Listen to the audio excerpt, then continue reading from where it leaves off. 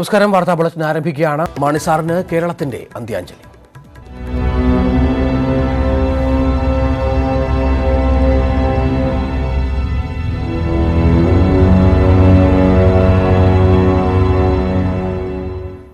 K മാണിയുടെ ഭൗതിക ശരീരം അല്പസമയത്തിനകം കൊച്ചിയിലെ ആശുപത്രിയിൽ നിന്ന് കോട്ടയത്തേക്ക് കൊണ്ടുപോകും.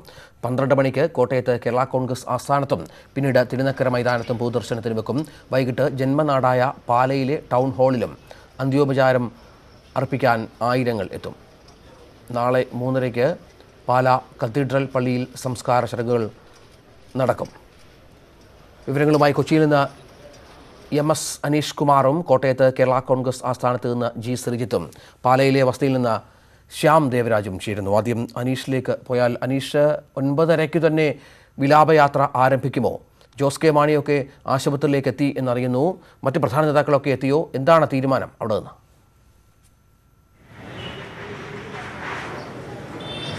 രഞ്ജിത്ത്, അല്പസമയത്തിനകം വിലാപയാത്ര ആരംഭിക്കുമെന്നാണ് നമുക്ക് ഏറ്റവും ഒടുവിൽ നൽകാൻ കഴിയുന്ന വിവരം. ഇപ്പോൾ ആശുപത്രി മോർച്ചറിയിൽ സൂക്ഷിച്ചിരിക്കുന്ന കെ മാണിയുടെ ഭൗതിക ശരീരം 9:20 പുറത്തേക്ക് എടുക്കും എന്നാണ് പാർട്ടി നേതാക്കൾ പറയുന്നത്. അതിനുശേഷം 10 മിനിറ്റ് ആളുകൾക്ക് അന്തിമോപചാരം അർപ്പിക്കുന്നതിനുള്ള ഒരു സമയം നൽകും. കാരണം കൊച്ചിയിലെ നിരവധി നേതാക്കളും അണികളും അടക്കമുള്ളവർ ഇപ്പോൾ ആശുപത്രിയിലേക്ക് എത്തിക്കൊണ്ടിരിക്കുന്ന ഒരു കാഴ്ചയാണ് കാണാൻ കഴിയുന്നത്. അതുകൊണ്ട് തന്നെ 10 മിനിറ്റ് ലേക്ക് ഷോർ ആശുപത്രിയിൽ തന്നെ അന്തിമോപചാരം അർപ്പിക്കാനുള്ള അവസരം ഒരുക്കും. തുടർന്ന് 9:00 ഇവിടെ നിന്നും പ്രത്യേകം തയ്യാറാക്കിയ വാഹനത്തിൽ KSRTC വോൾവോ ബസ്സാണ് ഇതിനുവേണ്ടി ക്രമീകരിച്ചിരിക്കുന്നതെന്നാണ് നേരത്തെ പാർട്ടി നേതാക്കൾ നമ്മോട് പറഞ്ഞത്. ഈ വാഹനത്തിൽ ഇവിടെ നിന്നും വിലാപയാത്രയായി കോട്ടയത്തേക്ക് അദ്ദേഹത്തിൻ്റെ ഭൗതിക ശരീരം കൊണ്ടുപോകും. നിരവധി യാത്രകൾ വ്യക്തി ജീവിതത്തിലും രാഷ്ട്രീയ ജീവിതത്തിലുമൊക്കെ കൊച്ചിയും കോട്ടയത്തോട്ടുള്ള അദ്ദേഹത്തിൻ്റെ യാത്രകൾ പതിവായിരുന്നു. ഇത്തരത്തിലുള്ള കൊച്ചിയിൽ നിന്നും കോട്ടയത്തേക്കുള്ള അവസാന യാത്ര 9:00 ആരംഭിക്കും. തൃപ്പൂണിത്തുറ ജംഗ്ഷൻ, പൂത്തോട്ട, വൈക്കം, ഏറ്റുമാനൂർ, കടുത്തുരുത്തി, തലയോലപ്പറമ്പ് തുടങ്ങിയ സ്ഥലങ്ങളിലെല്ലാം ആളുകൾക്ക് അദ്ദേഹത്തെ അവസാനമായി സന്ദർശിക്കുന്നതിനുള്ള, അവരുടെ അന്തിമോപചാരം അർപ്പിക്കുന്നതിനുള്ള അവസരം ഒരുക്കിയിട്ടുണ്ട്. തുടർന്ന് 12 മണിയോടുകൂടി കേരള കോൺഗ്രസ് ആസ്ഥാനത്ത് കോട്ടയത്ത് പുളിമൂട് ജംഗ്ഷനിലുള്ള കേരള കോൺഗ്രസ് ആസ്ഥാനത്ത് മാണി സാറിനെ എത്തിക്കും. തുടർന്നാണ് അദ്ദേഹത്തിൻ്റെ നിരവധി രാഷ്ട്രീയ കർമ്മങ്ങൾക്ക് വേദിയായ തിരുനക്കര മൈതാനത്ത് അന്തിമോപചാരം അർപ്പിക്കാനായി കോട്ടയംകാർക്ക് അവസരമുള്ളത്. നിരവധി ആളുകൾ അവിടേക്ക് ഒഴുകിയെത്തുമെന്നാണ് നമുക്ക് അറിയാൻ കഴിയുന്നത്. വലിയ നിയന്ത്രണങ്ങളും ക്രമീകരണങ്ങളും ഒക്കെ പോലീസ് ഏർപ്പെടുത്തിയിട്ടുണ്ടെന്നും അറിയാൻ കഴിയുന്നു. തുടർന്ന് പാലയിലേക്ക് മൃതദേഹം കൊണ്ടുപോകും. എന്തായാലും നിരവധി UDFൻ്റെയും മറ്റ് രാഷ്ട്രീയ സരണികളിലുമുള്ള നിരവധി ആളുകൾ ഇപ്പോൾ ലേക്ക് ഷോർ ആശുപത്രിയിലേക്ക് അദ്ദേഹത്തെ അവസാനമായി കാണുന്നതിന് എത്തിക്കൊണ്ടിരിക്കുന്നു. UDFൻ്റെ പ്രധാന കക്ഷി നേതാക്കൾ ഒക്കെ തന്നെ ഇങ്ങോട്ട് എത്തിക്കൊണ്ടിരിക്കുന്നതാണ് നമുക്ക് കാണാൻ കഴിയുന്നത്. അല്പസമയം മുമ്പ് മകനും MP-യുമായ ജോസ് കെ മാണി എത്തിയിരുന്നു. അദ്ദേഹത്തിൻ്റെ ഭാര്യ കുട്ടിയമ്മയും അല്പസമയം മുമ്പ് ആശുപത്രിയിലേക്ക് എത്തിയിരുന്നു. പാർട്ടി നേതാക്കൾ ഏതാണ്ട് എല്ലാവരും തന്നെ ആശുപത്രിയിൽ ഇതിനകം എത്തിച്ചേർന്നിട്ടുണ്ട്. രഞ്ജിത്ത്. അനീഷ്, ഇപ്പോൾ ഈ സജ്ജീകരണങ്ങൾ ഒരുക്കിയിരിക്കുന്നത് ജോസ് കെ മാണി, അദ്ദേഹത്തിൻ്റെ ഭാര്യ കുട്ടിയമ്മയൊക്കെ അവിടെയുണ്ട്. പ്രധാനപ്പെട്ട നേതാക്കൾ, കോൺഗ്രസ് നേതാക്കളടക്കം അവിടെ എത്തി ഇതിൻ്റെ മേൽനോട്ടം വഹിക്കുന്നുണ്ടോ? ഇന്നലെ പ്രധാനപ്പെട്ട നേതാക്കളൊക്കെ അവിടെ എത്തിയിരുന്നു ആശുപത്രിയിൽ അവസാനമായി കാണാനും അന്തിമോപചാരം അർപ്പിക്കാനുമൊക്കെ. ഇന്ന് അത്തരത്തിൽ നേതാക്കളുടെ ഒഴുക്ക് അങ്ങോട്ടേക്കുണ്ടോ? പൊതുദർശനമടക്കം അവിടെ പറഞ്ഞു വെച്ചിരുന്നു. ഈ മൃതദേഹം അവിടെ നിന്ന് കൊണ്ടുപോകുന്നതിന് മുൻപ് കുറേ ആളുകൾ, അദ്ദേഹത്തിൻ്റെ അനുയായികളായിട്ടുള്ള ആളുകൾക്ക് അവിടെ കാണാനുള്ള സൗകര്യം ഒരുക്കത്തക്ക വിധത്തിൽ അത്തരം കാര്യങ്ങൾ എന്തെങ്കിലും ഇപ്പോൾ പറഞ്ഞു കേൾക്കുന്നുണ്ടോ?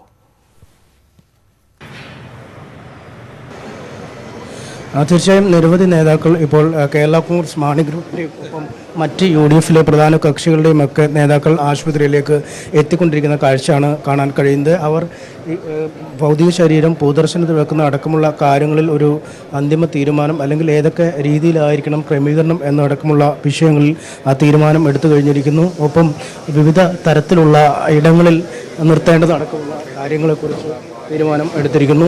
ഇപ്പോൾ നമ്മോടൊപ്പം യൂത്ത് ഫ്രണ്ടിൻ്റെ നേതാവ് ശ്രീ സജി മഞ്ഞക്കടമ്പുണ്ട്. എങ്ങനെയൊക്കെയാണ് ക്രമീകരണങ്ങളൊക്കെ അവസാന ഘട്ടത്തിലെത്തിയോ? എന്തൊക്കെയാണ് ഇവിടുന്ന് 9:00 ഇവിടുന്ന് പുറപ്പെടും. കഴിഞ്ഞ് നേരെ കോട്ടയം പാർട്ടി ഓഫീസിൽ 12:00 പാർട്ടി ഓഫീസിൽ എത്തണമെന്നാണ് കരുതുന്നത്. അതിനുശേഷം പാർട്ടി ഓഫീസിലെ വെച്ചതിന് ശേഷം തിരുനക്കര മൈതാനത്ത് പൊതുദർശനം. തിരുനക്കര മൈതാനത്തു നിന്നും അയർക്കുന്നം മണ്ണാട് വഴി കിടങ്ങൂർ വഴി ഈ അദ്ദേഹത്തിൻ്റെ ജന്മസ്ഥലമായ മരങ്ങാട്ട് പള്ളിയിൽ പൊതുദർശനത്തിന് വെക്കും. അതിനുശേഷം പാലായിൽ മുനിസിപ്പൽ ടൗൺ ഹാളിൽ ബോഡി പൊതുദർശനത്തിന് വെച്ചതിന് ശേഷം ഏകദേശം ഒരു 6 മണിയോടുകൂടി മാണി സാറിൻ്റെ ഭവനത്തിലേക്ക് ബോഡി എത്തും എന്നുള്ളതാണ് ഇപ്പോഴത്തെ പറഞ്ഞിരിക്കുന്ന തീരുമാനം. ഇവിടെ എത്ര നേരം പൊതുദർശനം? ഇവിടെ 15 മിനിറ്റ്. ഇപ്പോൾ കേരള കോൺഗ്രസിൻ്റെ വർക്കിംഗ് ചെയർമാനായ ശ്രീ PJ ജോസഫ് ആശുപത്രിയിലേക്ക് എത്തുന്നതാണ് നമുക്ക് കാണാൻ കഴിയുന്നത്. ഇന്നലെ ഉച്ചയ്ക്ക് അദ്ദേഹം ആശുപത്രിയിൽ മരിക്കുന്നതിന് മുമ്പ് മാണി സാറിനെ കണ്ടിരുന്നു. തുടർന്ന് വൈകുന്നേരം മരണം സ്ഥിരീകരിച്ച ശേഷവും അദ്ദേഹം ഏറെ നേരം ആശുപത്രിയിൽ തങ്ങി. തുടർന്ന് രാവിലെ വീണ്ടും മാണി സാറിനെ കോട്ടയത്തേക്ക് കൊണ്ടുപോകുമ്പോൾ ഒപ്പം അനുഗമിക്കാൻ വേണ്ടി പാർട്ടിയുടെ വർക്കിംഗ് ചെയർമാൻ ആയ PJ ജോസഫ് ഇപ്പോൾ ആശുപത്രിയിലേക്ക് കയറി പോയി കഴിഞ്ഞിരിക്കുന്നു. എന്തായാലും പൊതുദർശനവുമായി ബന്ധപ്പെട്ടും കോട്ടയത്തേക്ക് കൊണ്ടുപോകുന്നതുമായി ബന്ധപ്പെട്ടും മുഴുവൻ ക്രമീകരണങ്ങളും പൂർത്തിയായതായാണ് ഇപ്പോൾ പാർട്ടി നേതൃത്വം വ്യക്തമാക്കിയിരിക്കുന്നത്. മറ്റ് ഘടകകക്ഷി നേതാക്കൾ ഓരോരുത്തരായി ആശുപത്രിയിലേക്ക് എത്തിക്കൊണ്ടിരിക്കുന്ന കാഴ്ചയാണ് നമുക്ക് ഇവിടുന്ന് കാണാൻ കഴിയുന്നത്. രഞ്ജിത്ത്. അനീഷ്, തിരിച്ചു വരാം. ശ്രീജിത്ത് ഉള്ളത് കോട്ടയത്ത് KM മാണിയുടെ പാർട്ടി ഓഫീസിലാണ്. കേരള കോൺഗ്രസ് എമ്മിൻ്റെ പ്രധാനപ്പെട്ട ഓഫീസിലാണ് ഉള്ളത്. ശ്രീജിത്ത്, അവിടെ KM മാണി എത്രയോ വർഷം തൻ്റെ കൂടെ ഇതിന് സാന്നിധ്യം അറിയിച്ച ഓഫീസാണ്. അവിടെ പ്രവർത്തകരുടെ ഒഴുക്കുണ്ടോ അങ്ങോട്ടേക്ക്? അവിടെ ആദ്യം പൊതുദർശനം അവിടെയാണല്ലോ, അതിനുശേഷം തിരുനക്കര മൈതാനത്തേക്ക് കൊണ്ടുപോകും. അത്തരത്തിലാണ് കാര്യങ്ങൾ ഇപ്പോൾ ആസൂത്രണം ചെയ്തിരിക്കുന്നത്. അവിടുത്തെ ഒരു വികാരം എന്താണ്? ഇന്നലെ മാണിയുടെ വിയോഗവാർത്ത അറിഞ്ഞത് മുതൽ വല്ലാത്ത ദുഃഖം തളം കെട്ടി നിൽക്കുന്ന സാഹചര്യമുണ്ടായിരുന്നു. മാണിയുടെ അസാന്നിധ്യം അവർക്ക് വിശ്വസിക്കാവുന്നതിലും അപ്പുറമായിരുന്നു. ഇപ്പോൾ അവിടെ സാഹചര്യം എന്താണ്? പ്രവർത്തകരുടെ നേതാക്കളുമൊക്കെ ക്രമീകരണങ്ങൾക്കായി അവിടേക്ക് എത്തിയിട്ടുണ്ടോ? രഞ്ജിത്ത്, ചെറിയൊരു തിരുത്തുണ്ട്. ഞാൻ തിരുനക്കര മൈതാനത്ത് തന്നെയാണുള്ളത്. ഇവിടെയാണ് ഏറ്റവും പ്രധാനപ്പെട്ട പൊതുദർശനം നടക്കുന്നത്. ഇവിടെ ഏതാണ്ട് ക്രമീകരണങ്ങൾ പൂർത്തിയായിക്കൊണ്ടിരിക്കുന്ന ഒരു കാഴ്ചയാണുള്ളത്. എന്തായാലും ഈ വേദിയിലാണ് മൃതദേഹം പൊതുദർശനത്തിനായി വെക്കുക എന്നും അറിയിച്ചിട്ടുണ്ട്. കോട്ടയം MLAയും കോൺഗ്രസ് നേതാവും കൂടിയായ തിരുവഞ്ചൂർ രാധാകൃഷ്ണൻ ഇവിടെ ക്രമീകരണങ്ങൾ വിലയിരുത്താനായി അദ്ദേഹത്തിൻ്റെ നേതൃത്വത്തിലാണ് ഇവിടെ ക്രമീകരണങ്ങൾ നടന്നുകൊണ്ടിരിക്കുന്നത്. എങ്ങനെയാണ് സാർ ഇവിടെ ഒരു പൊതുദർശനവും മറ്റും ഉണ്ടാകുന്നത്? ഞങ്ങൾ ലാസ്റ്റ് മിനിറ്റ് ക്രമീകരണങ്ങളിൽ ഏർപ്പെട്ടിരിക്കുകയാണ്. ഇവിടെ ഭൗതിക ശരീരം എത്തിക്കഴിഞ്ഞാൽ എല്ലാ സൗകര്യത്തോടും കൂടി ഇവിടെ കിടത്തുവാനും ആളുകൾക്ക് വന്ന് കണ്ടു പോകുന്നതിനുള്ള എല്ലാ ക്രമീകരണങ്ങളും പൂർത്തിയാക്കിയിരിക്കുകയാണ്. ഒരു തിക്കും തിരക്കും ഇല്ലാതെ എല്ലാ ആളുകൾക്കും വരാനും അവർക്ക് അവരുടെ അഭിവാദ്യം അർപ്പിച്ച് പോകാനുമുള്ള സൗകര്യങ്ങളാണ് ഞങ്ങൾ ഒരുക്കിയിട്ടുള്ളത്. മുഖ്യമന്ത്രി ഉൾപ്പെടെയുള്ളവർ ഇങ്ങോട്ടാണോ? അങ്ങനെ എന്തെങ്കിലും വിവരങ്ങൾ? മുഖ്യമന്ത്രി കൃത്യം 2 മണിക്ക് ഇവിടെ എത്തും എന്നാണ് ഞങ്ങൾക്ക് കിട്ടിയിരിക്കുന്ന വിവരം. അദ്ദേഹം ഞാൻ മനസ്സിലാക്കിയിട്ടുള്ളിടത്തോളം ഇവിടെ നാഗമ്പടത്തെത്തിയതിന് ശേഷം അവിടെ നിന്ന് നേരെ തിരുനക്കര മൈതാനത്ത് വന്ന് ഇവിടെ ഭൗതിക ശരീരത്തോടുള്ള ബഹുമാനം അർപ്പിച്ചതിന് ശേഷമാണ് പോകുന്നത് എന്നാണ് ഞങ്ങൾക്ക് കിട്ടിയിട്ടുള്ള വിവരം. ഒരുപാട് പിന്തുണയുള്ള നേതാവാണ്, ജനങ്ങളുടെ വലിയ ഒഴുക്കുണ്ട്. ഈ സമയക്രമം കുറച്ച് സമയമാണ്. ഇപ്പോൾ പാർട്ടി ഓഫീസ് അരമണിക്കൂർ, ഇവിടെയും അതൊക്കെ പാലിക്കാൻ കഴിയുമെന്ന് കരുതുന്നുണ്ട്. ആരൊക്കെ വന്നവരൊക്കെ കണ്ടതിന് ശേഷം മാത്രമേ ഇവിടുന്ന് ഡെഡ് ബോഡി പോകും. വന്ന ആളുകൾക്കൊക്കെ കാണാൻ പറ്റും. ആരും നിരാശയോടുകൂടി പോകേണ്ടി വരില്ല. വരുന്ന ആളുകൾ പിന്നെ ഒന്ന് കൂടുതലൊന്ന് സഹകരിക്കണം, ആ കാര്യം മാത്രമേ ഉള്ളൂ. അവർക്കെല്ലാ സൗകര്യത്തോടു കൂടി ഇവിടെ ശ്രീ മാണി സാറിനെ അവസാനമായി കാണുന്നതിന് വേണ്ടിയുള്ള എല്ലാ സൗകര്യവും ഉണ്ടാവും. രഞ്ജിത്ത്, അതാണ് ഇവിടെ എന്തായാലും ക്രമീകരണങ്ങൾ പൂർത്തിയായിക്കൊണ്ടിരിക്കുന്നു. ഇവിടെ ഈ വേദിയിലാണ്, അതായത് KM മാണി കേരള കോൺഗ്രസിൻ്റെ പിറവി ഉൾപ്പെടെ എടുത്ത ഈ വേദിയിലാണ് KM മാണി യാത്രാമൊഴി നൽകാൻ, കോട്ടയത്ത് യാത്രാമൊഴി നൽകാൻ എത്തുന്നത് എന്നതാണ് ഏറ്റവും പ്രധാനപ്പെട്ട ഒരു കേന്ദ്രം. പിളർപ്പിനും ഒപ്പം തന്നെ വളർച്ചയ്ക്കും ഒക്കെ വേദിയായ തിരുനക്കര മൈതാനം മാണിക്ക് യാത്ര നൽകാൻ ഒരുങ്ങുകയാണ്. വലിയ പോലീസ് ക്രമീകരണങ്ങളും മറ്റും ഇതിനകം തന്നെ നടത്തിക്കൊണ്ടിരിക്കുകയാണ്. കോട്ടയം DYSPയുടെ നേതൃത്വത്തിലുള്ള സംഘം ഇതിനകം തന്നെ എത്തി പോലീസിനെ വിവിധ സ്ഥലങ്ങളിൽ വിന്യസിക്കാൻ ഉള്ള നിർദ്ദേശങ്ങൾ നൽകിക്കൊണ്ടിരിക്കുകയാണ്. മുഖ്യമന്ത്രി ഉൾപ്പെടെയുള്ളവർ എത്തുന്നതുകൊണ്ട് തന്നെ അത്തരത്തിലുള്ള ക്രമീകരണങ്ങൾ കൂടി ഇവിടെ നടത്തുന്നുണ്ട്. എന്തായാലും ഈ പന്തൽ ഇവിടെ വരുന്നവർക്ക് പ്രധാനപ്പെട്ട വ്യക്തിത്വങ്ങൾക്കൊക്കെ ഇവിടെ ഇരിക്കാനുള്ള ഒരു അവസരം കൂടി ഉണ്ടാകും. തിരുവഞ്ചൂർ നേരത്തെ സൂചിപ്പിച്ചതുപോലെ തന്നെ ഓരോ കേന്ദ്രങ്ങളിലും എത്തുന്ന മുഴുവൻ ആളുകൾക്കും കാണാനുള്ള അവസരം ഉണ്ടാകും എന്ന് തന്നെ പറയുന്നു. അങ്ങനെയെങ്കിൽ സമയക്രമം വൈകുമെന്ന കാര്യത്തിൽ യാതൊരു സംശയവുമില്ല. കാരണം ഈ കേന്ദ്രങ്ങളിലൊക്കെ, പൊതുദർശന കേന്ദ്രങ്ങളിലൊക്കെ ഏതാണ്ട് അരമണിക്കൂർ അല്ലെങ്കിൽ 1 മണിക്കൂർ മാത്രമാണ് ഇപ്പോൾ ക്രമീകരിച്ചിരിക്കുന്നത്.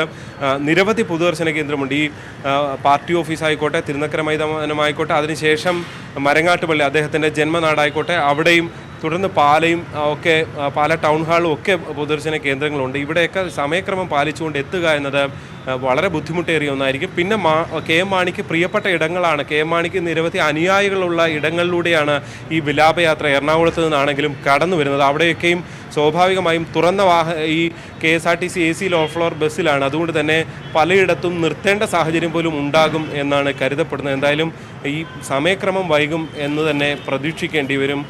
കെ എം മാണിക്ക് അന്ത്യ യാത്രാമൊഴി നൽകാൻ കോട്ടയം ഒരുങ്ങുകയാണ്. രഞ്ജിത്ത്, തിരിച്ചു വരാൻ ഇപ്പോൾ തന്നെ ശ്രീജിത്ത്, നമുക്ക് തൃപ്പൂണിത്തുറ, പൂത്തോട്ടം, വൈക്കം, തലയോലപ്പറമ്പ്, കടുത്തുരുത്തി, ഏറ്റുമാനൂർ വഴി ഉച്ചയ്ക്ക് 12 മണിക്ക് കോട്ടയത്തെ കേരള കോൺഗ്രസ് എം സംസ്ഥാന കമ്മിറ്റി ഓഫീസിൽ എത്തിക്കാനാണ് ഇപ്പോൾ ക്രമീകരണം ഒരുക്കിയിരിക്കുന്നത്. 12:30 തിരുനക്കര മൈതാനത്ത് പൊതുദർശനം ഉണ്ടാകുമെന്നും അറിയിച്ചിരിക്കുന്നു. പക്ഷേ ശ്രീജിത്ത് പറഞ്ഞതുപോലെ ഈ സമയക്രമം പാലിക്കുക എന്നത് ഇപ്പോഴത്തെ സാഹചര്യത്തിൽ അത്ര എളുപ്പമല്ല. കാരണം അത്രത്തോളം അനുയായികളും സ്നേഹിക്കുന്നവരുമൊക്കെയുള്ള ഒരു ജനകീയ നേതാവാണ് വിട വാങ്ങുന്നത്. അദ്ദേഹത്തെ അവസാനമായി കാണാൻ കാത്തു നിൽക്കുകയാണ് ഒരുപാട് അദ്ദേഹത്തെ ഇഷ്ടപ്പെടുന്നവർ, സ്നേഹിക്കുന്നവർ. ഉച്ചകഴിഞ്ഞ് 2-ന് തിരുനക്കരയിൽ നിന്നും കളക്ട്രേറ്റ്, മണർകാട്, അയർകുന്നം, കിടങ്ങൂർ, കടപ്പളാമറ്റം വഴി സ്വദേശമായ മരങ്ങാട്ടുപള്ളിയിൽ എത്തിക്കാനാണ് ഇപ്പോൾ സജ്ജീകരിച്ചിരിക്കുന്ന കാര്യങ്ങൾ. 3:30 വരെ വസതിയിൽ പൊതുദർശനം. 4:30 പാല മുനിസിപ്പൽ ടൗൺ ഹാളിൽ പൊതുദർശനത്തിന് വെക്കും. വൈകിട്ട് 6-ന് പാലായിലെ വസതിയിലേക്ക് എത്തിക്കും. നാളെ ഉച്ചകഴിഞ്ഞ് 2-ന് സംസ്കാര ശുശ്രൂഷകൾ ആരംഭിക്കും. പാല സെൻറ് തോമസ് കത്തീഡ്രൽ പള്ളിയിൽ സംസ്കാര ചടങ്ങുകൾക്ക് ശേഷം അനുശോചന യോഗവും ചേരുന്നുണ്ട്. അത്തരത്തിലാണ് ഇപ്പോൾ കാര്യങ്ങൾ ഒരുക്കിയിരിക്കുന്നത്. കെ എം മാണിയുടെ നിര്യാണത്തെ തുടർന്ന് കോട്ടയം ലോക്സഭാ മണ്ഡലത്തിലെ UDF-ന്റെയും LDF-ന്റെയും NDA-യുടെയും പ്രചരണ പരിപാടി നിർത്തിവെച്ചിട്ടുണ്ട്. PC തോമസ് കാണുന്നു മാധ്യമങ്ങളെ. നിർദ്ദേശിച്ചത് ആ പേര് അങ്ങനെ കേരള കോൺഗ്രസ് എന്ന പേര് സ്വീകരിച്ചത്. അപ്പോൾ മാണി സാറിന് ഇതിനകത്തൊക്കെ ഒരു വലിയ പങ്കായിരുന്നു. എൻ്റെ അദ്ദേഹവുമായിട്ടുള്ള ബന്ധം ചെറുപ്പത്തിൽ ഉള്ള ഒരു ബന്ധു എന്നുള്ള നിലയ്ക്കും ഫാദറിൻ്റെ ഏറ്റവും അടുത്ത ഒരു ആൾ എന്നുള്ള നിലയ്ക്കും എപ്പോഴും ഞാൻ ഓർക്കുന്നുണ്ട്. എൻ്റെ അവസാനത്തെ ഓർമ്മ, കൊച്ചിലത്തെ ഓർമ്മ, എൻ്റെ പിതാവും മാണി സാറും കൂടി തമിഴ്നാട്ടിലൊരിടത്ത് ധ്യാനത്തിന് പോയി. ധ്യാനം കൂടിയിട്ട് അവർ തിരിച്ചു വന്ന് ജീപ്പിൽ വന്ന് ഇറങ്ങുന്നതാണ് കൊച്ചിലത്തെ എൻ്റെ ഓർമ്മ. അന്നെനിക്ക് 12 വയസ്സേ ഉള്ളൂ. അതിനുശേഷം ഏതാണ്ട് ഒരു ഞാൻ ലോ കോളേജിൽ പഠിച്ച് ലോ കോളേജിൽ നിന്ന് പാസ്സായി കഴിഞ്ഞ അവസരത്തിലാണ് പിന്നെ കൂടുതൽ പൊളിറ്റിക്കലായിട്ടുള്ള കാര്യങ്ങളിലേക്ക് ബന്ധപ്പെടുന്നത്. അങ്ങനെ ഞാൻ കൂടുതലും പ്രാക്ടീസിലായിരുന്നു ശ്രദ്ധിക്കുന്നത്, അപ്പം അഡ്വക്കേറ്റ് എന്നുള്ള നിലയ്ക്ക്. അപ്പോൾ അങ്ങനെ പ്രാക്ടീസിൽ നിൽക്കുമ്പോഴും കൂടുതലായിട്ട് മാണി സാറ് വരുമ്പോഴും കാണുമ്പോഴും ഒക്കെ പറയുമായിരുന്നു കേരള കോൺഗ്രസ് രാഷ്ട്രീയത്തിലേക്ക് കുറേ കൂടി ഊർജ്ജസ്വലനായിട്ട് വരണം, മുകളിലേക്ക് വരണം എന്ന് എന്നെ നിർബന്ധിച്ചിട്ടുണ്ട്. പലപ്പോഴും എന്നെ നിർബന്ധിക്കുമ്പോൾ ഞാൻ കുറച്ചുകൂടെ കഴിയട്ടെ എന്ന് പറയുമായിരുന്നെങ്കിലും 87 ഞാൻ തെരഞ്ഞെടുപ്പ് സമയത്തൊക്കെ പ്രചരണത്തിലൊക്കെ പോകുമായിരുന്നു. പഴയ അന്നത്തെ സ്ഥാനാർത്ഥി MP സ്ഥാനാർത്ഥിയായിരുന്ന സ്കറിയ തോമസിൻ്റെ തെരഞ്ഞെടുപ്പ് പ്രചരണാർത്ഥമൊക്കെ ഞാൻ ഒരുപാട് പോയതാണ്. അപ്പോൾ പാർട്ടിയുടെ പല കാര്യങ്ങൾക്കും ഉണ്ടായിരുന്നെങ്കിലും വളരെ കൂടുതലായിട്ട് ആക്റ്റീവ് പാർട്ടി വർക്കൊന്നും ഇല്ലായിരുന്നെങ്കിലും മാണി സാറിൻ്റെ നിർബന്ധപ്രകാരവും പിന്നെ വാഴൂർ ഞാൻ താമസിക്കുന്ന അല്ലെങ്കിൽ ഞങ്ങളുടെ വീടിൻ്റെ അവിടുത്തെ ഒരു അസംബ്ലി ഇലക്ഷൻ വന്നപ്പോൾ അന്ന് നേരത്തെ നാരായണക്കുറുപ്പ് സാറായിരുന്നു അവിടുത്തെ സ്ഥിരമായിട്ടുള്ള MP കേരള കോൺഗ്രസിൻ്റെ. അദ്ദേഹം ഇടയ്ക്ക് കോൺഗ്രസിലേക്ക് പോയി.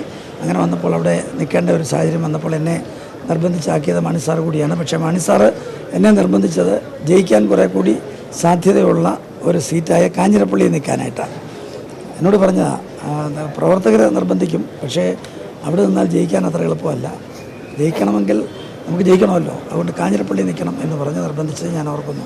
പക്ഷേ ഞാൻ പ്രവർത്തകരുടെ നിർബന്ധം കൂടെ ഉള്ളതുകൊണ്ട് ഇങ്ങനെയല്ലേ നല്ലതെന്ന് പറഞ്ഞ് അവസാനം അത് അംഗീകരിക്കപ്പെടുകയാണ് ഉണ്ടായത്. അങ്ങനെയാണ് ആക്റ്റീവ് പൊളിറ്റിക്സിലേക്ക് വരുന്നത്. ഞാൻ തോറ്റു കാനൻ രാജേന്ദ്രനുമായിട്ട് തോറ്റതിന് ശേഷം വളരെ ആക്റ്റീവ് പൊളിറ്റിക്സിലേക്ക് പിന്നെ പൂർണ്ണമായിട്ടും ഉണ്ടായിരുന്നത് മാണി സാറിൻ്റെ ശക്തമായിട്ടുള്ള ഒരു പിതൃത്വത്തിലാണ് എന്നുള്ളത് ഞാൻ ഓർമ്മിക്കുകയാണ്. ഒരുപാട് ഉപദേശങ്ങൾ അദ്ദേഹം എനിക്ക് നൽകിയിട്ടുണ്ട് പല രീതിയിൽ. ഒരിക്കൽ അദ്ദേഹം എന്നോട് പറഞ്ഞ ഒരു ഉപദേശം ഇപ്പോഴും ഞാൻ പാലിക്കുന്നുണ്ട്. അദ്ദേഹം പറഞ്ഞത്, നമ്മളൊക്കെ ഈ തെരഞ്ഞെടുപ്പിലൊക്കെ നിൽക്കുമ്പോൾ ഒരു കാരണവശാലും നമുക്ക് ഫണ്ട് ഉണ്ടാക്കാൻ പറ്റാത്ത സാഹചര്യം വരും, എങ്ങനെ പിടിച്ചു നിൽക്കും എന്നുള്ള ഒരു വലിയ വിഷമം വരും. പക്ഷേ നമ്മളൊക്കെ സഹായിച്ച ഒരുപാട് പേരുണ്ടെങ്കിലും അവർ അപ്പോൾ വലിയ തുകയും ഒന്നും വന്ന് സഹായിക്കത്തില്ല എന്ന് വിചാരിച്ച് ഓരോരുത്തരെയും നമുക്ക് ഒരു ഉപകാരം ചെയ്യുമ്പോൾ വലിയ തുകയുമായിട്ട് അവർ വന്ന രാഷ്ട്രീയക്കാരെ കാണാൻ നോക്കും. നമ്മൾ ഒരു കാരണവശാലും അങ്ങനെയുള്ള കാര്യത്തിൽ വീഴരുതെന്ന് മാത്രമല്ല നമ്മൾ വാങ്ങരുത്. അത് നമ്മൾ അഴിമതിക്കാരനായി മാറും. അതുകൊണ്ട് ചെയ്യേണ്ടത് 10 പേർക്ക് ഉപകാരം ചെയ്യുന്നതിന് പകരം 100 പേർക്ക് ഉപകാരം ചെയ്തേക്കണം. അദ്ദേഹം നൽകിയ വലിയൊരു ഉപദേശം. ഇല്ല എന്ന് മാത്രമല്ല, കഴിഞ്ഞ ഓഗസ്റ്റ് 1-ന് PT ചാക്കോയുടെ എൻ്റെ പിതാവിൻ്റെ ചരമവാർഷിക ദിനത്തിൽ ഞങ്ങളുടെ പാർട്ടിയുടേതായിട്ടാണെങ്കിലും കോട്ടയത്ത് KPS മേനോൻ ഹാളുണ്ടല്ലോ, അവിടെ ഒരു വലിയ സമ്മേളനം നടത്തുവാൻ തീരുമാനിച്ചിരുന്നു, അനുസ്മരണ സമ്മേളനം.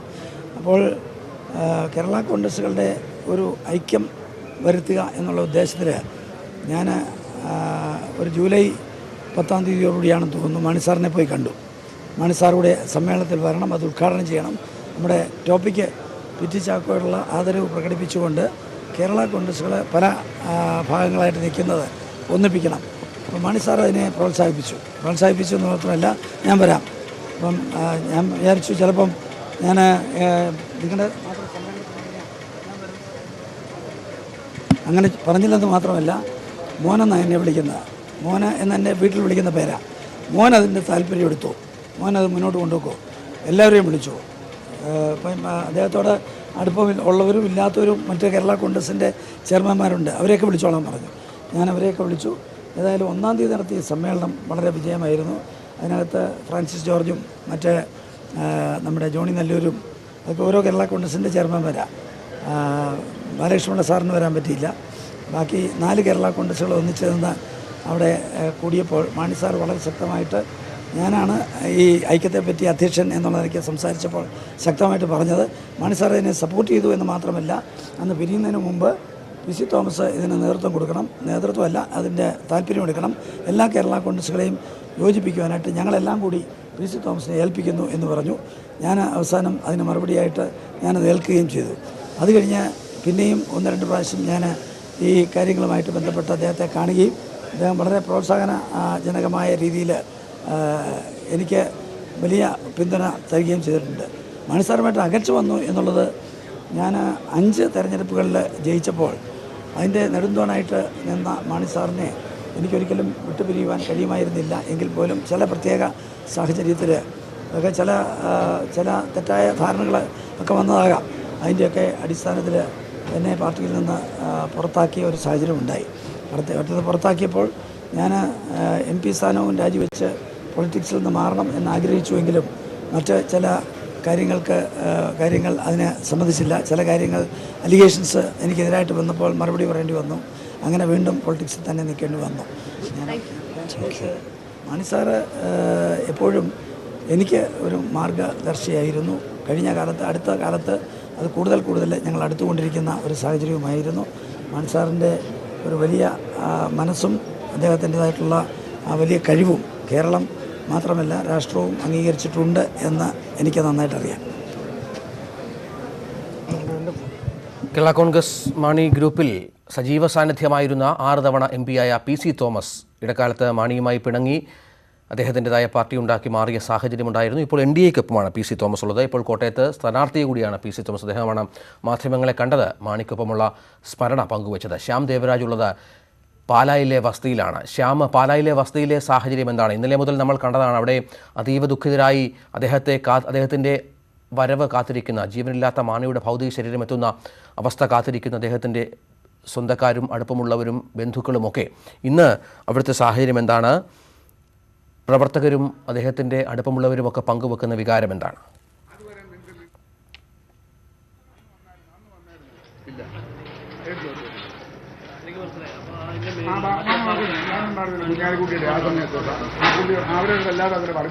ചോദ്യം ഒന്നുകൂടി ആവർത്തി.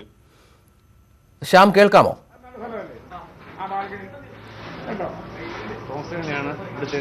കേൾക്കാം. ചോദ്യം ഒന്നുകൂടി ആവർത്തി. ശ്യാം, എന്താണ് പാലയിലെ അദ്ദേഹത്തിൻ്റെ വസതിയിലെ വികാരം എന്താണ്? അവിടേക്ക് ഒരുപാട് പേർ എത്തിത്തുടങ്ങിയെന്ന് മനസ്സിലാക്കുന്നു. ഇന്നലെ ഒരുപാട് പേർ തങ്ങളുടെ ദുഃഖങ്ങൾ പങ്കുവച്ചിരുന്നു. മാണിയുടെ വിയോഗത്തിൽ അദ്ദേഹത്തിൻ്റെ സന്തത സഹചാരികൾ, ഡ്രൈവർമാർ അടക്കമുള്ളവർ ഇത്തരം കാര്യങ്ങൾ പങ്കുവച്ചിരുന്നു. ഇന്ന് എന്താണ് സാഹചര്യം അവിടുത്തെ?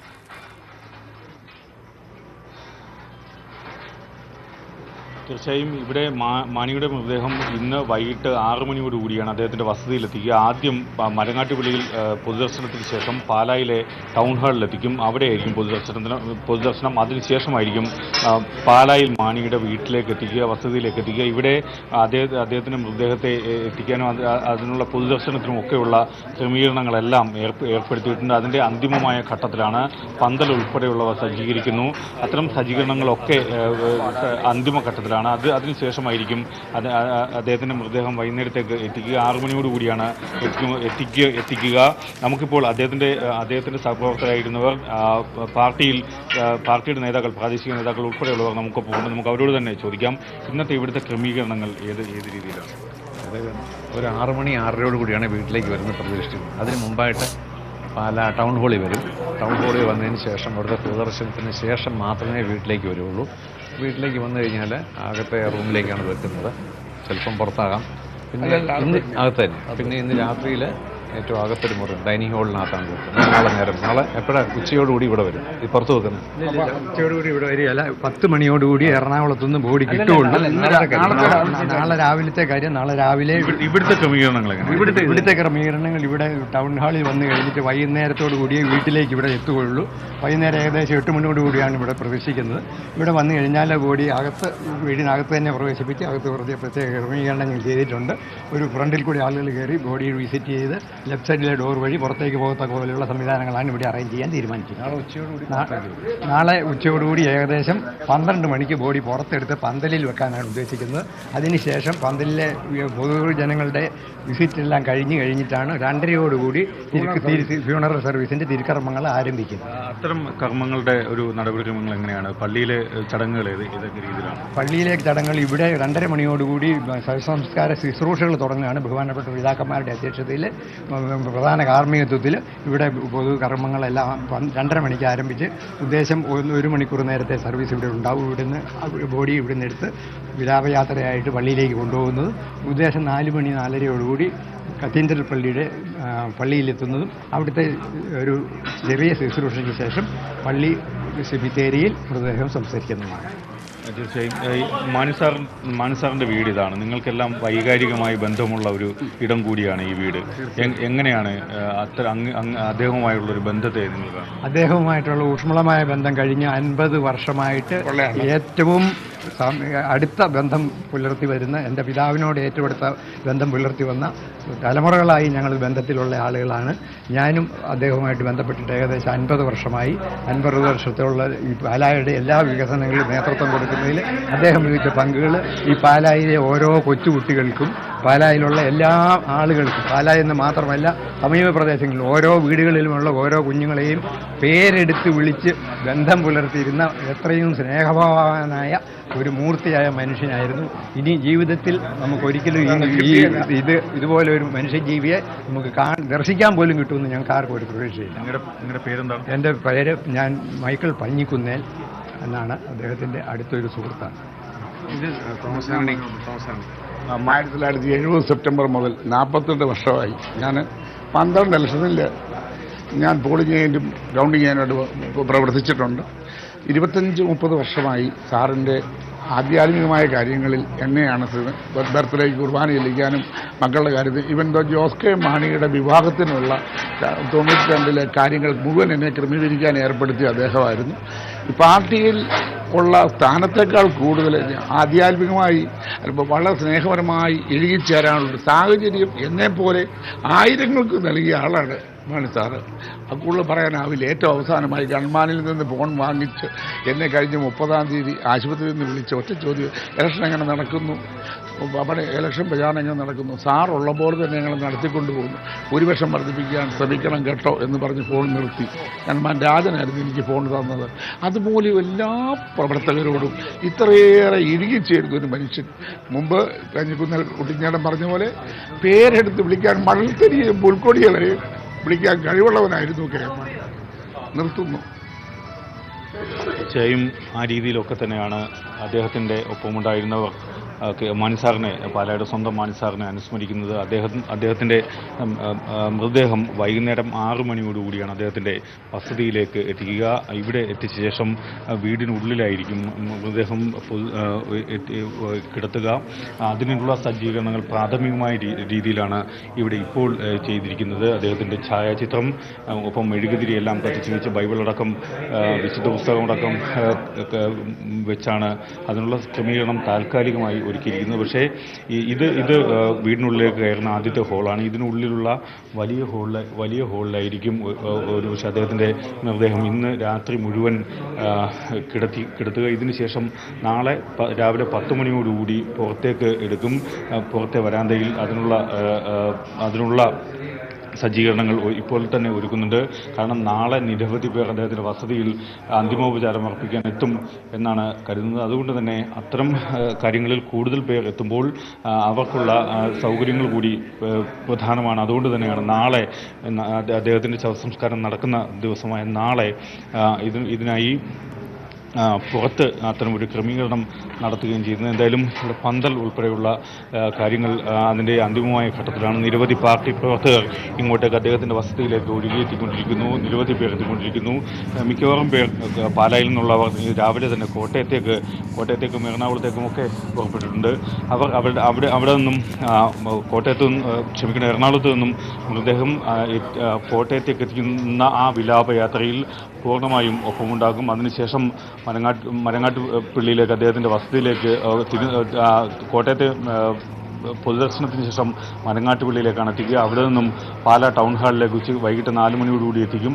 അതിനുശേഷമാണ് വൈകിട്ട് 6 മണിയോടുകൂടി അദ്ദേഹത്തിൻ്റെ പാലായിലെ വസതിയിൽ അദ്ദേഹത്തിൻ്റെ മൃതദേഹം എത്തിക്കുക. തുടർന്ന് നാളെ ഉച്ചയ്ക്ക് 12 മണിവരെ അദ്ദേഹത്തിൻ്റെ ഉച്ചയ്ക്ക് 2 മണിവരെ അദ്ദേഹത്തിൻ്റെ മൃതദേഹം ഇവിടെ പൊതുദർശനത്തിന് വയ്ക്കും. അതിനുശേഷമാകും സംസ്കാര ശുശ്രൂഷകൾ നടക്കുക. പാലാ സെൻറ് തോമസ് കത്തീഡ്രൽ സെമിത്തേരിയിലാണ് അദ്ദേഹത്തിൻ്റെ ശവസംസ്കാരം നടക്കുക. അതിനുശേഷമാകും പാലായിൽ പ്രമുഖരെല്ലാം പങ്കെടുക്കുന്ന സാമൂഹിക രാഷ്ട്രീയ നേതാക്കൾ ഉൾപ്പെടെയുള്ളവർ പങ്കെടുക്കുന്ന അനുശോചന യോഗം ചേരുക. എന്തായാലും മാണി സാറിൻ്റെ വിയോഗം സൃഷ്ടിച്ച അത്തരമൊരു ശൂന്യത ഈ പാർട്ടി പ്രവർത്തകർക്കിടയിൽ, ഇവിടെയുള്ളവർക്കിടയിലെല്ലാം അത് നമുക്ക് അത്തരമൊരു കാര്യം നമുക്ക് ദർശിക്കാനാവും.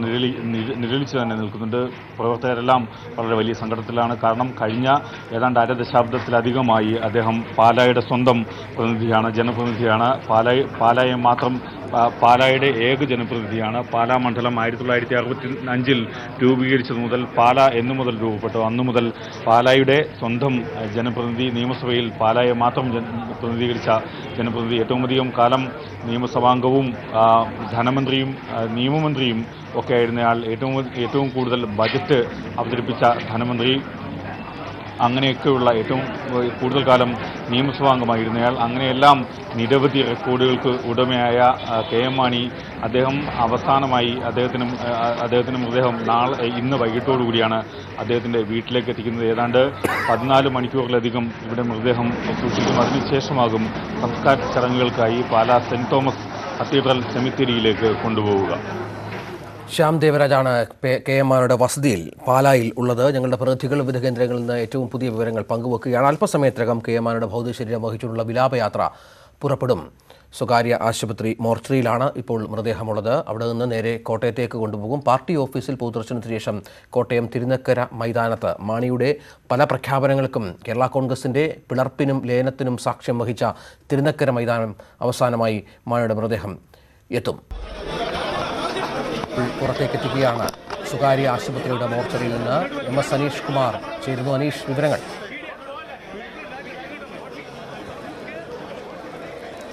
രഞ്ജിത്ത്, KM മാണിയുടെ ഭൗതിക ശരീരം ഇപ്പോൾ ലേക്ക് ഷോർ ആശുപത്രിയുടെ മുൻഭാഗത്തേക്ക് എത്തിയിരിക്കുന്നു. അവിടെ ഏതാണ്ട് 15 മിനിറ്റോളം ആളുകൾക്ക് പൊതുദർശനത്തിനുള്ള അവസരം ഒരുക്കിയിട്ടുണ്ട്.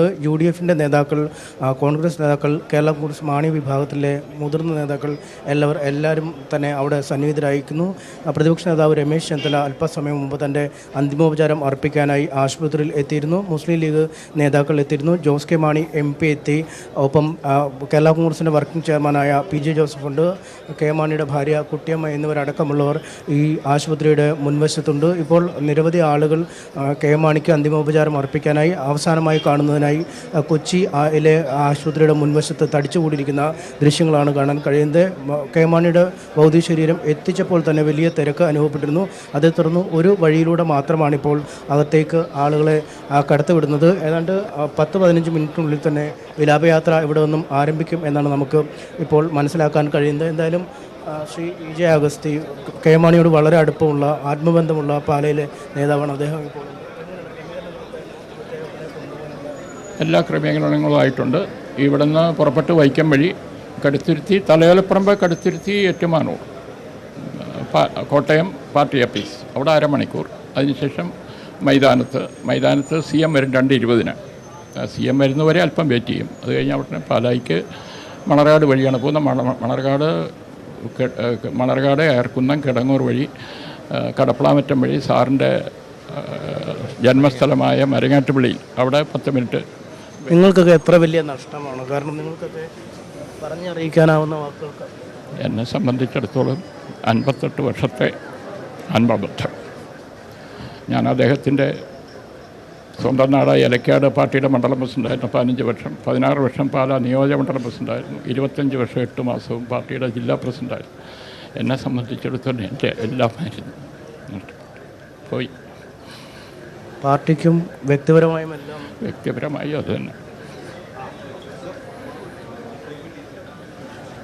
തീർച്ചയായും പറയാൻ വാക്കുകൾ പോലും ഇല്ല. കാരണം പാലായിലെ നിയോജകമണ്ഡലം പ്രസിഡൻ്റായിരുന്ന EJ അഗസ്തിയാണിപ്പോൾ നമ്മോട് തങ്ങളുടെ വികാരം പങ്കുവച്ചത്. ഇത്തരത്തിൽ തന്നെ കെ മാണിയുമായി അടുത്തിടപഴകുന്ന മുഴുവൻ നേതാക്കൾക്കും അല്ലെങ്കിൽ സാധാരണ പാർട്ടി പ്രവർത്തകർക്ക് പോലും വലിയ കാൽപ്പാടുകൾ അല്ലെങ്കിൽ അദ്ദേഹത്തിൻ്റെ മുദ്രകൾ അവശേഷിപ്പിച്ചാണ് അദ്ദേഹം കടന്നു പോകുന്നത്. ഉൾപ്പെട്ട ആളുകളിലൊക്കെയും ഒരു പ്രത്യേക ഒരു വലയം അദ്ദേഹം തീർക്കുന്നു. അതുതന്നെയാണ് ഒരുപക്ഷെ കേരള കോൺഗ്രസ് പാർട്ടിയുടെ ഏറ്റവും വലിയ വിജയവും. വ്യക്തികളിൽ നിന്നും വ്യക്തികളിലേക്കാണ്, പ്രത്യയശാസ്ത്രങ്ങൾക്കപ്പുറം വ്യക്തിബന്ധങ്ങൾക്കാണ് കൂടുതൽ കേരള കോൺഗ്രസ് മാണി ഗ്രൂപ്പിൽ, പ്രത്യേകിച്ചും KM മാണിയുടെ നേതൃത്വത്തിൽ ആളുകളെ പേരെടുത്ത് വിളിക്കാൻ തക്കവണ്ണം പര്യാപ്തമായ രീതിയിലുള്ള ഒരു പ്രവർത്തന ശൈലിയായിരുന്നു അദ്ദേഹത്തിനുള്ളത്. അതുകൊണ്ട് തന്നെയാണ് പാലാക്കാർക്കും കോട്ടയത്തെ കേരള കോൺഗ്രസ് പ്രവർത്തകർക്കുമൊക്കെ KM മാണി ഏറ്റവും പ്രിയപ്പെട്ടവനാവുന്നത്. KM മാണി എന്നാൽ കേരള കോൺഗ്രസ്, അല്ലെങ്കിൽ കേരള കോൺഗ്രസ് എന്നാൽ KM മാണി എന്ന പര്യായത്തിലേക്ക് ആ പാർട്ടി എത്തിയതിൻ്റെ ഒരു പ്രധാന കാരണവും അതുതന്നെയാണ്. എന്തായാലും നിരവധി പ്രവർത്തകരാണ് ഇപ്പോഴും ഈ ആശുപത്രിയിലേക്ക് എത്തിക്കൊണ്ടിരിക്കുന്നത്. അവർ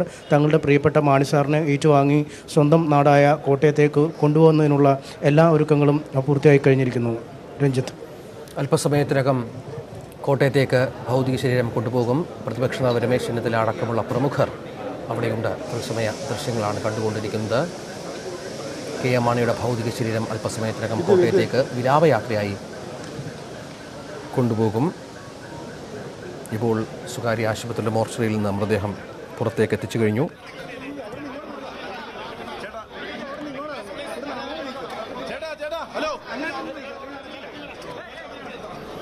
തൃപ്പൂണിത്തറ, പൂത്തൊട്ട, വൈക്കം, തലയോലപ്പറമ്പ്, കടുത്തുരുത്തി, ഏറ്റുമാനൂർ വഴി കേരള കോൺഗ്രസ് ഓഫീസിൽ എത്തിക്കുക 12 മണിയോടെ എന്നാണ് ഇപ്പോൾ പറഞ്ഞിരിക്കുന്നത്. പക്ഷേ 12 മണിക്ക് എത്താൻ സാധ്യതയില്ല. അദ്ദേഹത്തെ സ്നേഹിക്കുന്നവർ, അദ്ദേഹത്തിൻ്റെ പാർട്ടി പ്രവർത്തകർ, കേരള രാഷ്ട്രീയത്തിലെ അതികായനെ അവസാനമായി ഒരു നോക്ക് കാണാൻ സ്വാഭാവികമായി അവരെല്ലാം അവിടെ എത്തും. അവർ വഴിയോരങ്ങളിൽ കൂടി നിൽക്കും. അവിടെയൊക്കെ വണ്ടി നിർത്തേണ്ടി വരും. സ്വാഭാവികമായും താമസമുണ്ടാകുന്ന സാഹചര്യം ഉണ്ടാകും. പാലയുടെ മാണിക്യമായ KM മാണിക്ക് ആദരാഞ്ജലികളുമായി കേരളം.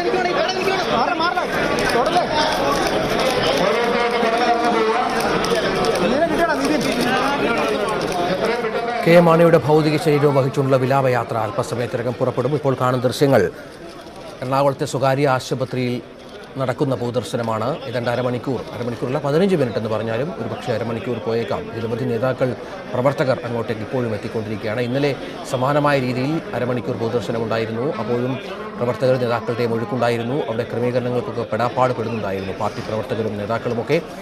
ഏതായാലും ഇന്നും ആ രീതിയിൽ തന്നെ ഒരുപാട് പേർ അദ്ദേഹത്തെ അവസാനമായി കാണാനും അന്തിമോപചാരം അർപ്പിക്കാനുമായി അങ്ങോട്ട് പ്രവഹിച്ചുകൊണ്ടിരിക്കുകയാണ്. ഇപ്പോൾ ദൃശ്യങ്ങളാണ് കാണുന്നത്. പ്രധാനപ്പെട്ട നേതാക്കൾ, കോൺഗ്രസ് നേതാക്കളടക്കം അവിടെയുണ്ട്. ചടങ്ങുകൾക്ക് നേതൃത്വം, ഈ ക്രമീകരണങ്ങൾക്ക് നേതൃത്വം നൽകാൻ. പൊതുദർശനത്തിന് ശേഷം ഭൗതിക ശരീരം കോട്ടയത്തേക്ക് കൊണ്ടുപോകും. വിലാപയാത്രയായി KSRTCയുടെ പ്രത്യേകം സജ്ജമാക്കിയ ലോ ഫ്ലോർ ബസ്സിലാണ് കൊണ്ടുപോവുക. തൃപ്പൂണിത്തറ, പൂത്തോട്ട, വൈക്കം, തലയോലപ്പറമ്പ്, കടുത്തുരുത്തി, ഏറ്റുമാനൂർ വഴി കേരള കോൺഗ്രസിന് സ്വാധീനമുള്ള പ്രദേശങ്ങളാണ് ഇവിടെയെല്ലാം. ഈ പ്രദേശങ്ങൾ വഴിയാണ് കടന്നു പോവുക വിലാപയാത്ര. കോൺഗ്രസ് ഓഫീസിൽ, കേരള കോൺഗ്രസ് ഓഫീസിലെത്തിക്കും കോട്ടയത്തെ. അവിടെയും സജ്ജീകരണങ്ങൾ പൂർത്തിയായി വരികയാണ്. അവിടെ ക്രമീകരണങ്ങൾ നടപ്പിലാക്കി വരികയാണ്. 12 മണിയോടുകൂടി അവിടെ എത്തിക്കുമെന്നാണ് ഏറ്റവും പുതിയ വിവരങ്ങൾ പുറത്തു വരുന്നത്. പക്ഷേ അത് സ്വാഭാവികമായും താമസിക്കും. അതിനുശേഷം തിരുനക്കര മൈതാനത്ത് പൊതുദർശനമുണ്ടാകും. പാലായിലേക്കുള്ള അദ്ദേഹത്തിൻ്റെ അവസാന യാത്ര കഞ്ഞിക്കുഴി, മണർകാട്, അയർകുന്നം, കിടങ്ങൂർ, കടപ്പളാമറ്റം, മരങ്ങാട്ടുപള്ളി വഴിയാണ്. പാലയുടെ മാണിക്യത്തെ കാണാൻ അതീവ ദുഃഖത്തോടെ കാത്തിരിക്കുകയാണ് അവിടുത്തെ ജനങ്ങൾ, അദ്ദേഹത്തിൻ്റെ സന്തത സഹചാരികൾ അടക്കം. മുൻ മന്ത്രി അനൂപ് ജേക്കബിനെ കാണാം. PG ജോസഫ്, കേരള കോൺഗ്രസിൻ്റെ നേതാവടക്കം അവിടെയുണ്ട്. ക്രമീകരണങ്ങൾ നേതൃത്വം നൽകുന്നു. അല്പസമയത്തിനകം വിലാപയാത്രയായി മൃതദേഹം അവിടെ നിന്ന് പുറപ്പെടും എന്നാണ് ഏറ്റവും പുതിയ വിവരങ്ങൾ പുറത്തു വരുന്നത്.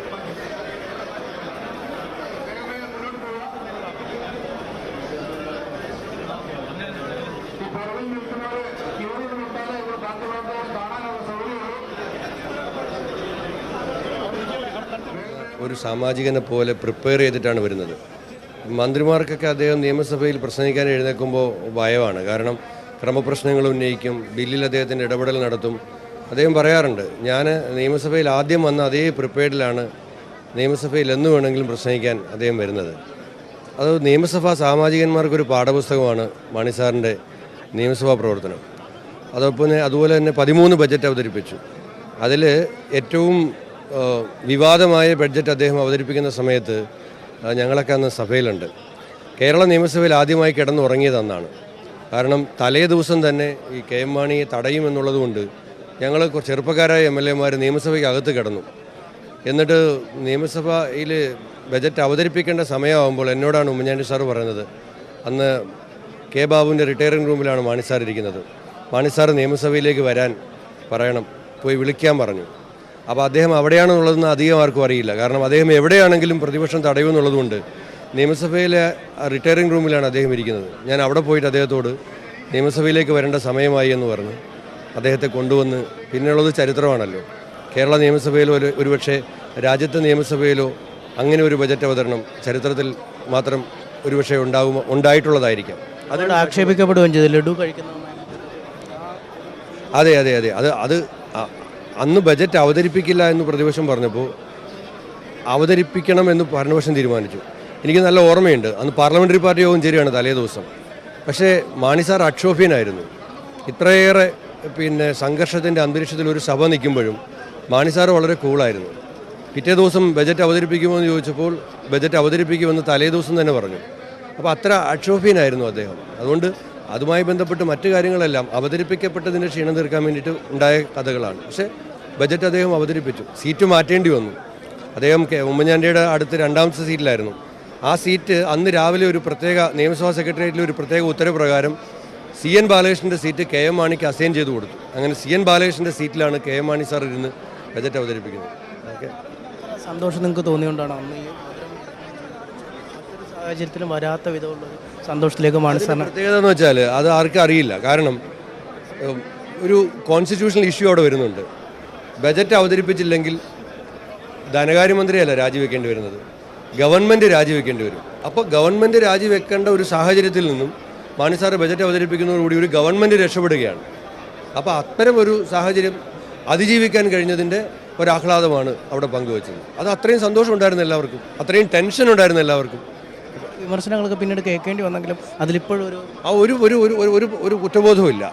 അന്ന് ബജറ്റ് ആർക്ക് വേണ്ടിയിട്ടാണ്? പക്ഷേ കുറ്റബോധമില്ലാത്തത് അന്ന് അതിനെ വിമർശിച്ച ആളുകൾ തന്നെ നിയമസഭയിൽ പിന്നീട് മാണി സാറിനെ കുറിച്ച് പറഞ്ഞത് നിയമസഭാ രേഖയിലുണ്ട്. അപ്പോൾ കുറ്റബോധത്തിൻ്റെ ആവശ്യമില്ല. അങ്ങനെ ഒരു വലിയൊരു പ്രതിസന്ധി സമയത്ത് ഒപ്പം നിൽക്കാൻ പറ്റിയതിൻ്റെ ഒരു തീർച്ചയായും ഉണ്ട്. അതൊരു ഓർമ്മയായിട്ട് നിൽക്കുന്നുണ്ട്. ഞാനൊക്കെ അന്ന് എല്ലാ ദിവസവും ചാനലിൽ പോയി പലരും പറഞ്ഞിട്ടുണ്ട് അങ്ങനെ എന്തിനാണ് പോണത്. എനിക്ക് നല്ല ബോധ്യമുണ്ടായിരുന്നു. ആ ബോധ്യം അദ്ദേഹം മരിക്കുന്നവരെ ശരിയായില്ലേ? കെ മാണിക്കെതിരെ എന്തെങ്കിലും ആക്ഷേപം തെളിയിക്കാൻ കഴിഞ്ഞോ? ഇല്ലല്ലോ. PC വിശ്വനാഥ് മുൻ MLA കോൺഗ്രസ് നേതാവാണ് അദ്ദേഹത്തെ അനുസ്മരിച്ചത്. കെ മാണിയെ കെ മാണിയുടെ ഭൗതിക ശരീരം ഇപ്പോൾ ഉള്ളത് എറണാകുളത്തെ സ്വകാര്യ ആശുപത്രിയിലാണ്. അവിടെ പൊതുദർശനം അല്പസമയം കൂടി ഉണ്ടാകും. അതിനുശേഷം കോട്ടയത്തേക്ക് വിലാപയാത്രയായി കൊണ്ടുപോകും. ഒരു ചെറിയ ഇടവേളയ്ക്ക് ശേഷം ഇതുമായി ബന്ധപ്പെട്ട കൂടുതൽ വാർത്തകളുമായി വളരെ പെട്ടെന്ന് തിരിച്ചെത്തും.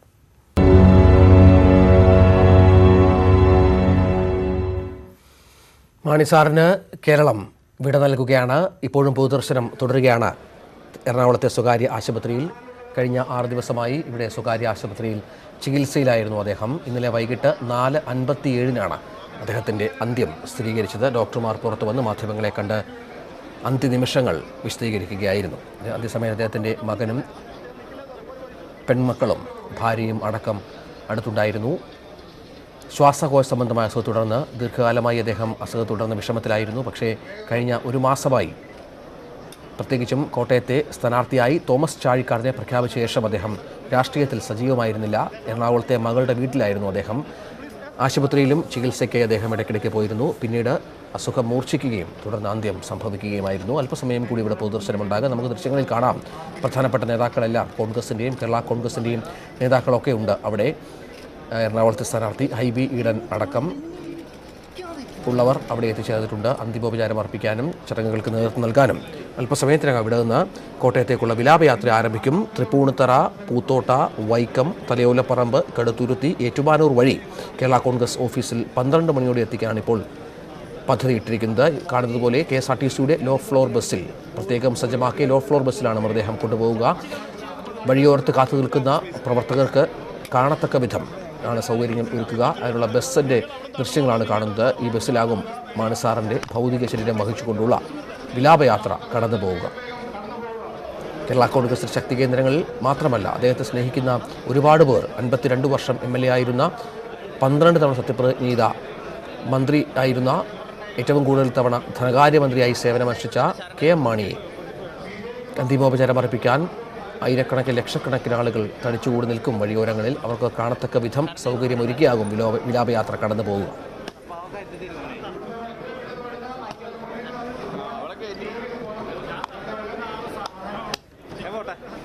MS അനീഷ് കുമാർ ചേരുന്നു. അനീഷ്, നേരത്തെ 15 മിനിറ്റാണ് പൊതുദർശനം പറഞ്ഞിരുന്നത്. ഇപ്പോൾ പൊതുദർശനം വീണ്ടും സമയമെടുക്കുമെന്ന് തോന്നുന്നു. വലിയ പ്രവാഹമാണോ നേതാക്കളുടെയും അണികളുടെയും അദ്ദേഹത്തെ അവസാനമായി കാണാൻ എത്തുന്നവരുടെയും അങ്ങോട്ട്?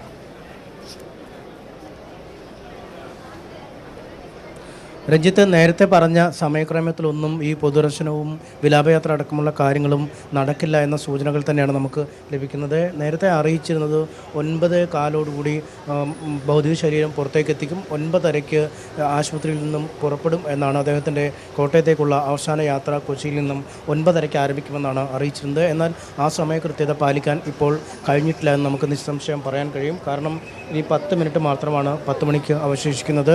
തൃപ്പൂണിത്തുറ, പൂത്തോട്ട, വൈക്കം, കടുത്തുരുത്തി ഇത്തരം സ്ഥലങ്ങളിലെല്ലാം നിരവധി ആളുകൾ മാണി സാറിന് അന്തിമോപചാരം അർപ്പിക്കാൻ കാത്തു നിൽക്കും എന്ന് ഉറപ്പാണ്. ഒപ്പം ഈ പറഞ്ഞിരിക്കുന്ന പ്രധാന പോയിന്റുകൾക്കൊപ്പം ആളുകൾ തടിച്ചുകൂടുന്ന മറ്റിടങ്ങളിലും ഒരുപക്ഷെ അന്തിമോപചാരത്തിന് അവസരം ഒരുക്കേണ്ട ഒരു സാഹചര്യമുണ്ട്. അതിന് പറ്റുന്ന രീതിയിലുള്ള ഒരു KSRTC വോൾവോ ബസ്സാണ് അദ്ദേഹത്തെ അന്തിമയാത്രയ്ക്കായി KSRTC ഒരുക്കിയിരിക്കുന്നത്. അതിൻ്റെ മുഴുവൻ ക്രമീകരണങ്ങളും പൂർത്തിയായിരിക്കുന്നു. പുഷ്പാലങ്കൃതമായി കെ മാണിയുടെ വലിയ ഛായാചിത്രമൊക്കെ ഘടിപ്പിച്ച് മാണി സാറിന് ആദരാഞ്ജലികൾ അർപ്പിച്ച് KSRTCയുടെ വക വോൾവോ ബസ്സാണ് സർക്കാർ അദ്ദേഹത്തിൻ്റെ അവസാന യാത്രയ്ക്കായി ക്രമീകരിച്ചിരിക്കുന്നത്. ഈ ബസ് ഇപ്പോൾ ഇവിടെ പാർക്ക് ചെയ്തിരിക്കുന്നു. ഈ ബസ്സിലേക്ക് ഇനി അദ്ദേഹത്തിൻ്റെ ഭൗതിക ശരീരം മാറ്റേണ്ടതുണ്ട്. കേരള കോൺഗ്രസ് മാണി ഗ്രൂപ്പിൻ്റെ പ്രവർത്തകരും പോലീസുമൊക്കെ അന്തിമ ക്രമീകരണങ്ങൾ വാഹനത്തിൽ ഏർപ്പെടുത്തുന്ന ദൃശ്യങ്ങളാണ് നമുക്ക് കാണാൻ കഴിയുന്നത്. കാരണം ആളുകൾക്ക് സുഗമമായി കയറി ഇറങ്ങി അദ്ദേഹത്തെ കണ്ടുപോകുന്നതിനുള്ളൊരു അവസരം ഒരുക്കേണ്ടതുണ്ട്. അതിനുള്ള ക്രമീകരണങ്ങളാണ്.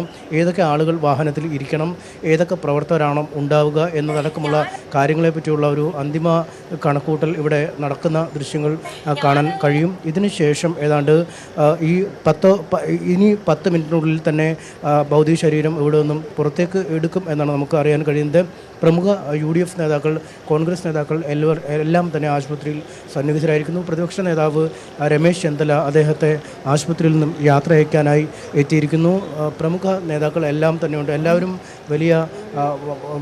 വലിയ ഖണ്ഡങ്ങൾ ഇടുന്ന വാക്കുകളോടുകൂടിയാണ് ഒരുപക്ഷെ KM മാണിക്ക് അന്തിമോപചാരം അർപ്പിക്കുന്നത്. അല്പസമയത്തിനുള്ളിൽ എന്തായാലും ഭൗതിക ശരീരം ആശുപത്രിയിൽ നിന്നും പുറത്തേക്ക് എത്തിക്കും. അതിനുശേഷം ഈ പ്രത്യേകം ക്രമീകരിച്ചിരിക്കുന്ന KSRTC വാഹനത്തിൽ കോട്ടയത്തേക്ക് കൊണ്ടുപോകും.